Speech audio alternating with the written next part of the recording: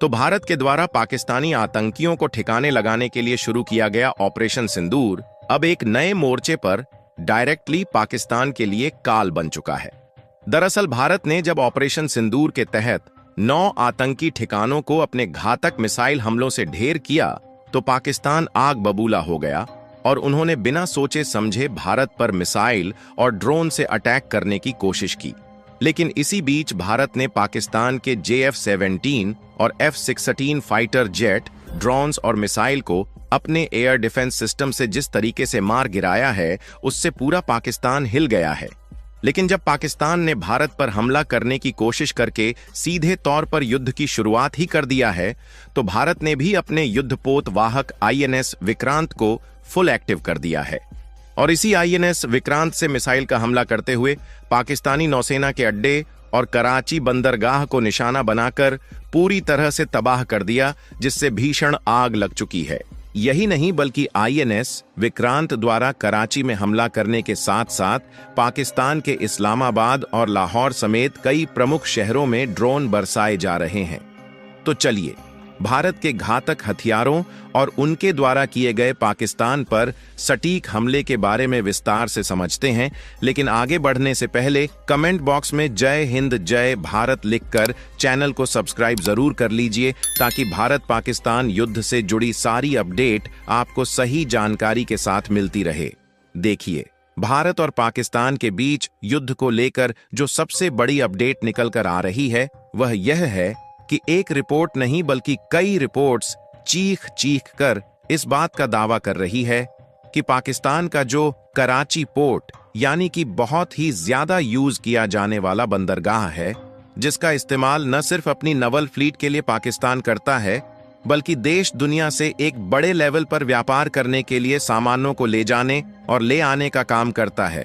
इसी बंदरगाह में जो नेवी बेस है उस पर भारत के INS विक्रांत द्वारा मिसाइल से बड़ा हमला कर दिया गया है। बताया जा रहा है कि भारतीय वायुसेना के बाद अब नौसेना भी एक्शन में आ गई है। अरब सागर में तैनात INS विक्रांत ने कराची को निशाने पर लेकर भारी तबाही मचानी शुरू कर दी है। नौसेना के हमले से कराची के बंदरगाह समेत शहर में भारी आग लगी हुई है। INS विक्रांत से पाकिस्तान के कराची और ओरमारा बंदरगाह पर कई मिसाइलें दागी गई हैं, जिससे दोनों पोर्ट पर भयंकर आग लग गई है। हालांकि अभी भी इस खबर की आधिकारिक पुष्टि बाकी है, लेकिन इस बात की जानकारी एक नहीं बल्कि कई न्यूज रिपोर्ट्स में सीधी सीधी दी गई है। यहां तक कि रिपोर्ट में तो यह भी आ रहा है कि कराची पोर्ट पर एक के बाद एक धमाके हो रहे हैं, जिसमें कराची पोर्ट पर INS विक्रांत से ड्रोन अटैक भी किया गया।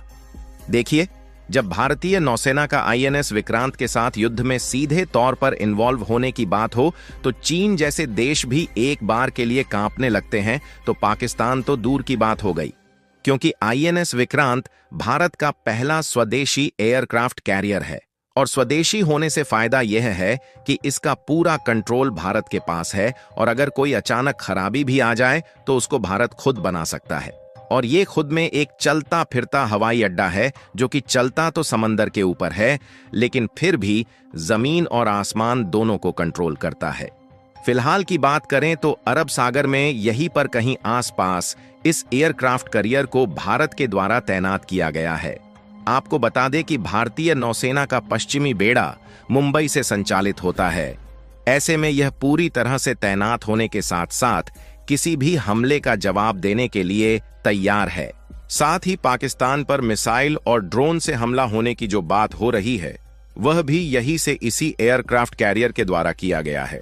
अगर आप सोच रहे हैं कि इस फ्लीट में केवल यही एक एयरक्राफ्ट कैरियर होता है, तो ऐसा बिल्कुल भी नहीं है, बल्कि INS विक्रांत एक शक्तिशाली कैरियर स्ट्राइक ग्रुप का हिस्सा है। इस ग्रुप में इसके साथ साथ एक विमान वाहक पोत, डेस्ट्रॉयर्स, फ्रिगेट, पनडुब्बी रोधी युद्धपोत और अन्य सहायक जहाज भी शामिल हैं। यह पूरा स्ट्राइक ग्रुप वायु, सतह और पनडुब्बी हमलों से पूरी तरह से सुरक्षा कवच देता है। यह यूनिट इतनी ज्यादा कैपेबल है कि किसी भी समय पाकिस्तानी नौसेना को चुनौती दे सकती है और कराची व ग्वादर बंदरगाह तक भारी नुकसान पहुंचाना इसके लिए कोई बहुत बड़ी बात नहीं है।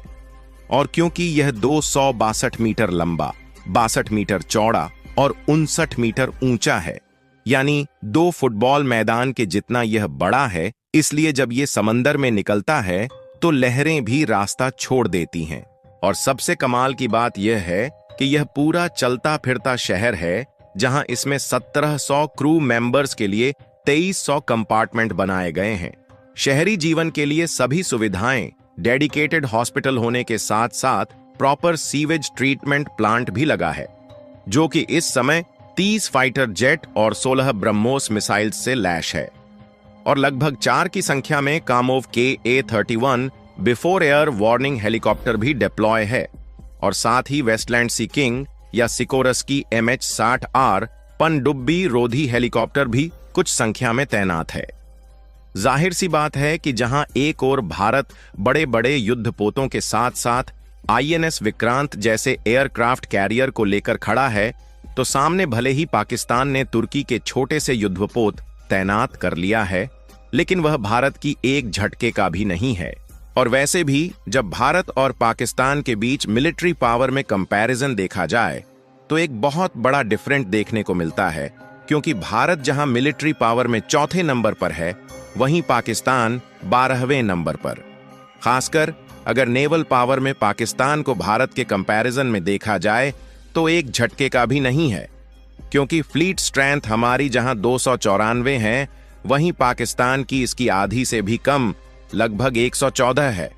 और भारत के पास 2 एयरक्राफ्ट कैरियर है, लेकिन पाकिस्तान के पास एक भी एयरक्राफ्ट कैरियर नहीं है। भारत के पास 12 डिस्ट्रॉयर शिप है, लेकिन पाकिस्तान के पास सिर्फ 2 हैं। इसी तरह सबमरीन हो या फिर पेट्रोलिंग वेसल्स हो, इन सब की संख्या हमारे पास पाकिस्तान से कहीं ज्यादा है। सिर्फ जब माइन वारफेयर की बात आती है तो यह पाकिस्तान के पास 3 है, जबकि भारत के पास एक भी नहीं है। लेकिन देखा जाए तो इसकी हमें कोई जरूरत ही नहीं है। पाकिस्तान के पास इसके रहने या न रहने से कोई फर्क नहीं पड़ता। भारत के लिए कमाल की बात यह है कि पाकिस्तान के पास ज्यादा से ज्यादा डिफेंस हथियार चीन के हैं, और वह रिसेंटली भारत के हमलों को रोकने में किस तरीके से फेल हुए हैं, इसको तो हम लोग देख ही चुके हैं। यहां तक कि उनके 2 JF-17 फाइटर जेट और एक F-16 फाइटर जेट को LOC के पास हाल ही में भारत ने मार गिराया है। अब धीरे धीरे वही स्थितियां बन रही हैं जो कि साल 1971 में बनी थीं, जब हमने पाकिस्तान को घुटनों पर झुका दिया था। क्योंकि पहली बात तो न सिर्फ भारत में गोला बारूद का प्रोडक्शन तेज किया गया है, बल्कि लखनऊ में ब्रह्मोस मैन्युफैक्चरिंग फैसिलिटी को एस्टैब्लिश करने के साथ साथ अब तक भारत के द्वारा 50 से भी ज्यादा पाकिस्तानी ड्रोन मारकर गिराए जा चुके हैं।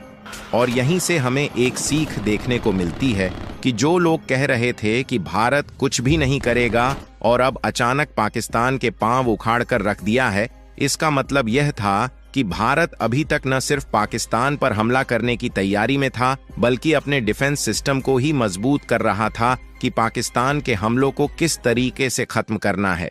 बाकी अगर आप लोग भी भारत के द्वारा पाकिस्तान के खिलाफ उठाए गए कदमों से सहमत हैं, तो कमेंट बॉक्स में जय हिंद जय भारत जरूर लिखें, और इस वीडियो को एक लाइक करके अपने मित्रों तक शेयर जरूर करें, ताकि उन्हें भी जानकारी मिल सके। इसी तरह नई जानकारियों से अपडेटेड रहने के लिए चैनल को सब्सक्राइब करके बेल आइकन को ऑल पर जरूर सेलेक्ट करें। जय श्री राम।